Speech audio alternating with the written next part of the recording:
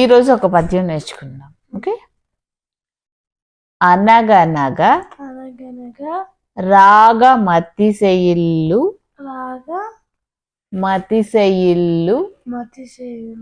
చుండు తినగా వేము తీయనుండు సాధనమున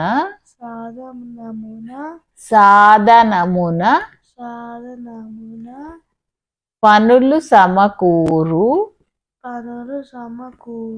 ధరలోన విశ్వదాభిరామ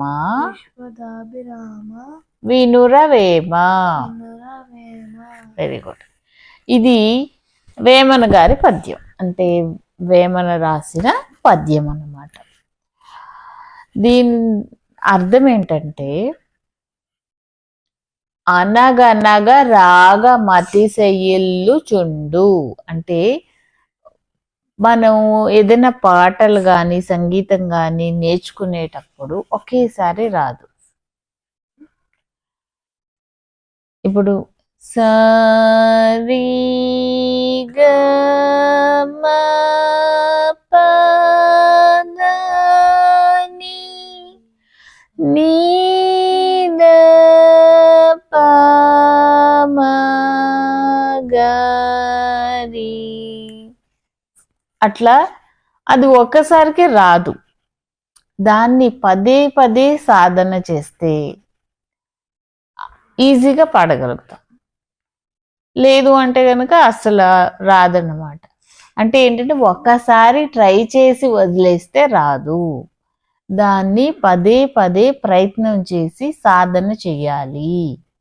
ఎలా అంటే, మన వేపాకు తిన్నామనుకో, ఫస్ట్లో ఎలా ఉంటుంది? చేదుగా ఉంటుంది, తినాలనిపించదు. కానీ దానివల్ల మన ఆరోగ్యం బాగుంటుంది అంటే, మన డైజెషన్ సిస్టమ్ కానీ లేకపోతే లోపల ఉన్న ప్యూరిటీ కోసం కానీ మన వేపాకును తింటూ ఉంటే, తినగా అంటే ఒకరోజు తిన్నాం, రేపు తిన్నాం, ఎల్లుండి తిన్నాం, ఏమవుతుంది? దాని మీద ఇష్టం పెరుగుతుంది. దానివల్ల మనకు కలిగే ప్రయోజనాలను బట్టి అది చేదుగా ఉన్నా కూడా దాని మీద ఇష్టం పెరుగుతుంది. అంటే దాని మీద తీయదనం ఏర్పడుతుంది అనిపిస్తుంది. వేప చేదుగానే ఉంటుంది, కానీ దాన్ని మనం పదే పదే తినటం వల్ల దాని మీద మనకి ఇష్టం ఏర్పడుతుంది. సో తినగా వేము తీయనుండు. వేము అంటే వేప. అలాగే మనం ఏ పనులైనా, ఫర్ ఎగ్జాంపుల్ నీకు టేబుల్స్ నేర్చుకోవాలండి. టేబుల్స్ అంటే ఎక్కాలు, తెలుసు కదా. ఆ ఎక్కాలు నేర్చుకోవాలంటే ఫస్ట్ చాలా మంది బోర్గా ఫీల్ అవుతారు. అలా కాకుండా ఈరోజు కొంత, రేపు కొంత, ఎల్లుండి కొంత అలా నేర్చుకుంటే ఈరోజు 2వ ఎక్కం, 3వ ఎక్కం, 4వ ఎక్కం, అట్లాగా 20 ఎక్కాలు నేర్చుకోవాలని నువ్వు టార్గెట్ పెట్టుకున్నావు అనుకో, దాన్ని ఈజీగా నేర్చుకోగలుగుతావు. అర్థమవుతుందా?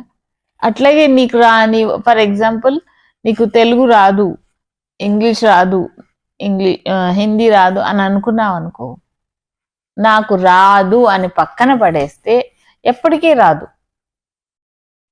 లేదు, నేను ప్రయత్నిస్తాను, నేర్చుకోవడానికి ప్రయత్నిస్తాను, నేర్చుకున్న తర్వాత ఇంకొకరికి కూడా నేర్పాలి అనే ఆలోచనతో కూడా నువ్వు నేర్చుకున్నావు అనుకో, నీ పర్ఫెక్ట్గా వచ్చేస్తుంది.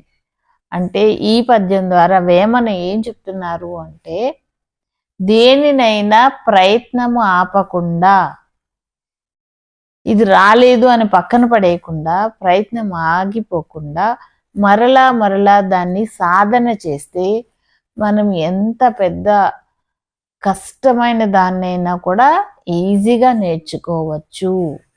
మళ్ళీ ఒక్కసారి ఈ పద్యాన్ని మనం ఒకసారి గుర్తు చేసుకుందాం. ఫస్ట్ ఏంటి? అనగా రాగ మతిశయిల్లు చుండు అనగనగా రాగమతిశయిల్లుచుండు మతిశయిల్లు చూడు చుండు తినగ వేము తీయనుండు సాధనమున పనులు సమకూరు ధరలోన అంటే ఏంటి? ఇక్కడ ధర అంటే రేటు అని కాదు అర్థము. ధర అంటే ధరణి, భూమి, ప్రపంచము అని అర్థాలు వస్తాయి. ధరలోన అని ఈ ప్రపంచంలో అని అర్థం వస్తుంది. ఓకే. అనగనగ రాగమతిశయిల్లుచుండు తినగ వేము తీయనుండు సాధనమున పనులు సమకూరు ధరలోన విశ్వధాభిరామ వినురవేమ. ఓకేనా? రేపటికల్లా నేర్చుకో ఈ పద్యం. ఓకేనా?